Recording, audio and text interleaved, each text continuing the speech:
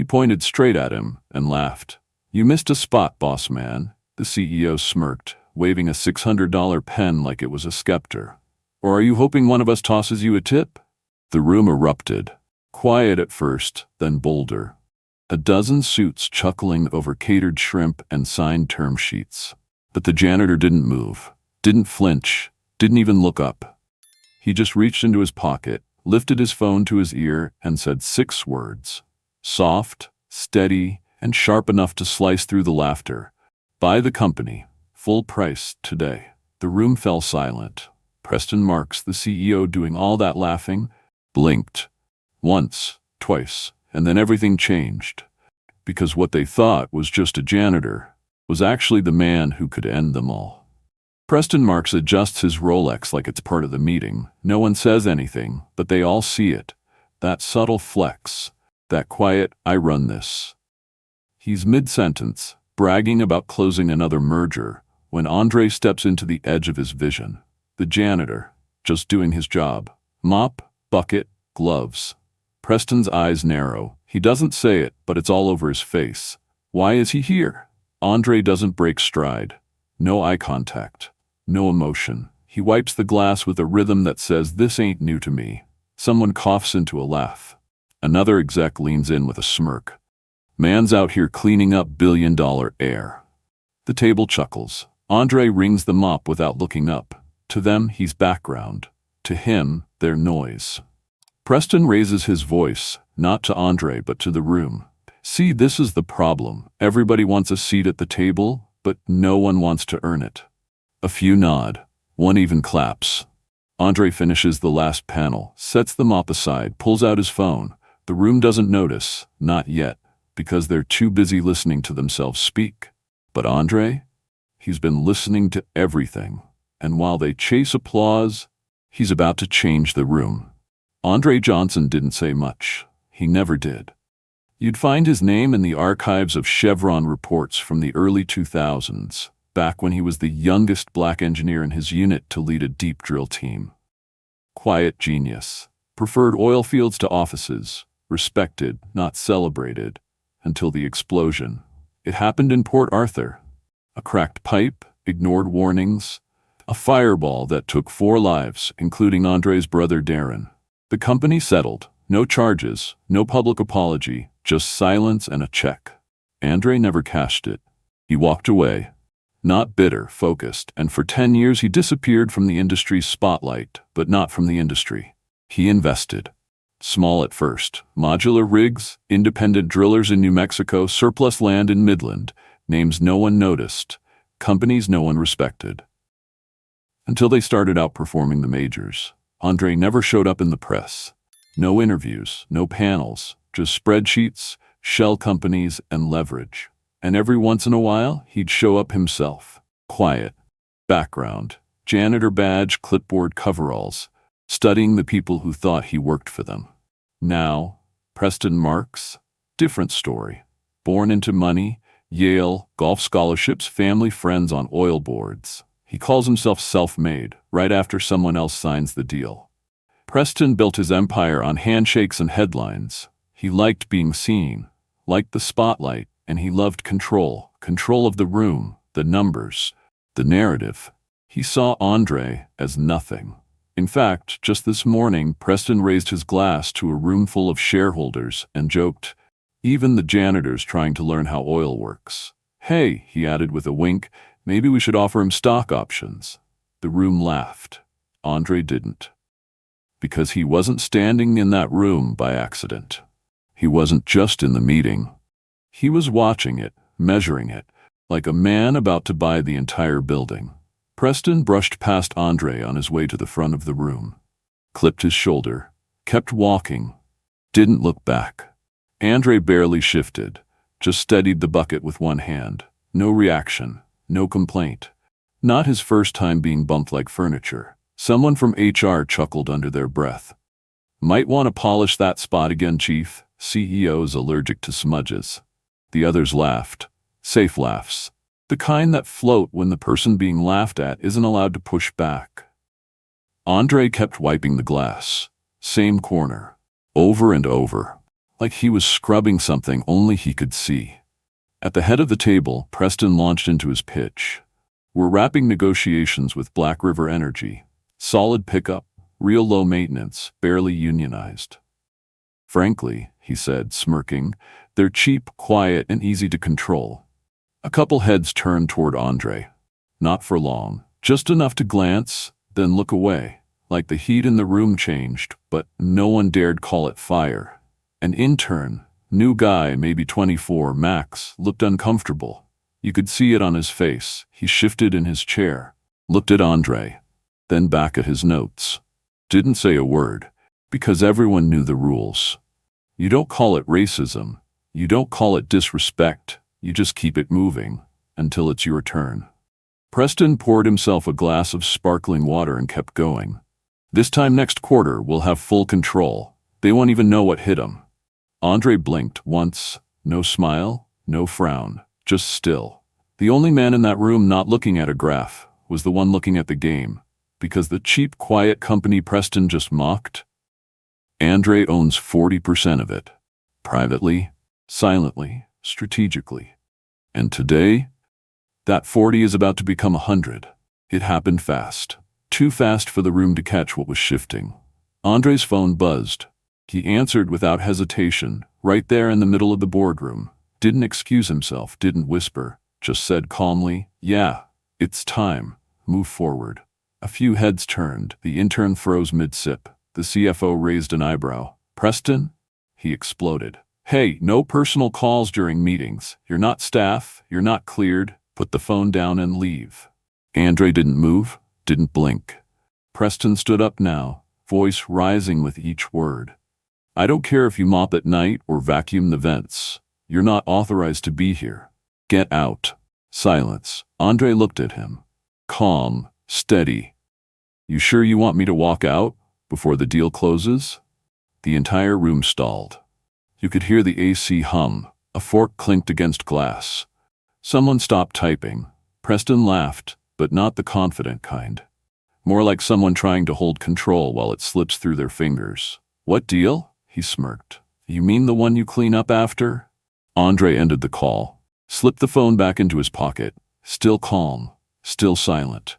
Then the boardroom doors swung open. Click. In walked a man in a tailored navy suit, leather briefcase, no smile, no hesitation. Walked straight past the assistant, past the interns, past the investors, and stopped beside Andre.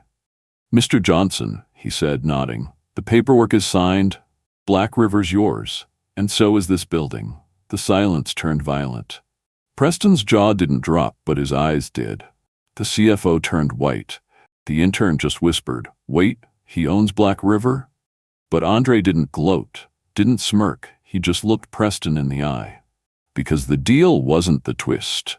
The twist was that Preston never saw it coming. The man in the navy suit didn't wait to be introduced. He opened his briefcase with a click so clean it echoed, pulled out a folder, thick, stamped, still warm from the printer. Slid it across the table, right in front of Preston Marks. "Acquisition documents," the man said. "Finalized this morning at 8:01 a.m. Black River Energy, along with all affiliated properties and assets, now belongs to Mr. Andre Johnson." Nobody moved. Nobody breathed. The folder sat there like it was glowing. Preston blinked twice, then let out a forced laugh. "Cute, very cute. Where'd you get this printed, FedEx?" But his voice cracked on the last word. The lawyer didn't flinch. Instead, he reached into the briefcase again, this time pulling out a printed email chain. Bank confirmations, SEC filings, signatures. Then came the kicker. As of today, Mr. Johnson owns majority control of this firm's single largest supplier, its real estate holdings in Harris County, and pending this meeting's close, your outstanding debt consolidation agreement. Preston's face went pale. The intern? He just stared at Andre like he'd seen a ghost. "Wait," he whispered. "He's the owner?" Andre still hadn't said a word, just stood there, mop now leaning against the wall behind him. Phone back in his pocket, hands folded, calm as ever. One of the senior partners leaned over and quietly pushed his chair back from the table. Another exec cleared her throat and looked down at her lap. Because everyone in that room had laughed. Everyone had ignored him. Everyone had played along. And now? Now they were realizing they weren't just wrong. They were powerless. Preston opened his mouth, started to speak, but nothing came out. Not even a lie. Because what do you say when the man you humiliated now holds your future in his hands? They say power doesn't shift loudly, but that day it did. Security didn't storm in with force. They walked in quiet, professional, respectful. They didn't even look at Andre. They already knew. 2 guards flanked Preston without a word. One leaned in and whispered, "We're going to need your badge, sir." Preston stood frozen, then laughed like it was a prank, like this was just some twisted exercise in corporate theater. But the room stayed silent. The attorney, still calm, slid one last paper across the table. Effective immediately, all executive access has been revoked. There will be no severance, no press release, and no exit interview. Preston's hands trembled as he gathered his things. He glanced at Andre one last time. Still no words, just eyes that had seen everything and said nothing. As he was escorted out, the intern, remember him? He pulled out his phone, not to scroll, not to text, but to hit record. And by the time Preston hit the elevator, that clip had already made it to TikTok. When the janitor bought the company, views climbed in real time. 50,000, 100,000, 500,000. Comments poured in. This gave me chills. Never judge the man mopping your floors. Tell me this is a movie, please. Nah, this is revenge done right. By noon, staff had already begun clearing Preston's office. No tears, no speeches, just quiet relief. Andre walked past the exec floor, not fast, not slow, like a man who'd been here before, but never on their terms. In the elevator, someone clapped, then another, until the small steel box was filled with applause. No one asked for a selfie. No one tried to pitch a new idea. Just respect.